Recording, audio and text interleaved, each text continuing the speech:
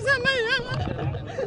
అంబేద్కర్ విగ్రహాన్ని తండేసి వస్తున్నాడు, విచక్షణ రహితంగా మాట్లాడుతున్నాడు, బూతులు మాట్లాడుతున్నాడు. ఎవరిని నీ ఎంత చూస్తా నీ కథ ఏమి అని మాట్లాడుతూ మా వైసీపీ వాళ్ళని కూడా గలీజ్ మాటలన్నీ మాట్లాడుతున్నారు సార్. ఓ మహిళగా నేను ఆ మాటలు చెప్పలేకపోతున్నాను. ఎక్కడుంది సరే ఇది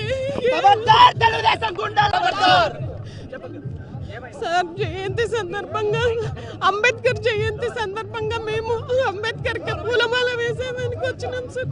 వచ్చిందంటే మేమే ముందు వచ్చినాము, అయినా మమ్మల్ని నూకేసి వాళ్ళే ముందుకెళ్ళడం జరిగింది సార్.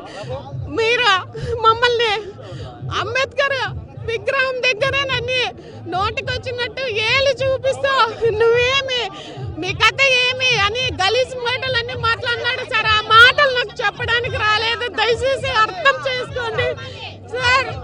ఒక దళిత మహిళకి ఇదేనా టీడీపీ వాళ్ళు ఇచ్చే గౌరవము? ఇదేనా? ఇది ఎక్కడన్నా జరుగుతుందా సార్? నేనేం తప్పు చేశానండి? విగ్రహానికి దండేసి వచ్చిందానికి అందరి ముందున అతను అనుచరులు అతను పచ్చి బూతులు మాట్లాడుతున్నారు సార్. ఆ మాటలు నేను మాట్లాడలేను సార్, మీరు అర్థం చేసుకోండి. మీడియాలో కూడా వచ్చినాయి సార్. అతను మాట్లాడి ఏళ్ళు చూపించి మీ అంతా చూసామే అవతారాలు చేస్తాంటారా? పనికి మాలిందానా? నీకు బుద్ధి ఉందా అసలు? గలీజ్ మాటలన్నీ మాట్లాడుతున్నారు సార్. ఎక్కడన్నా జరుగుతుందా సార్ అసలు?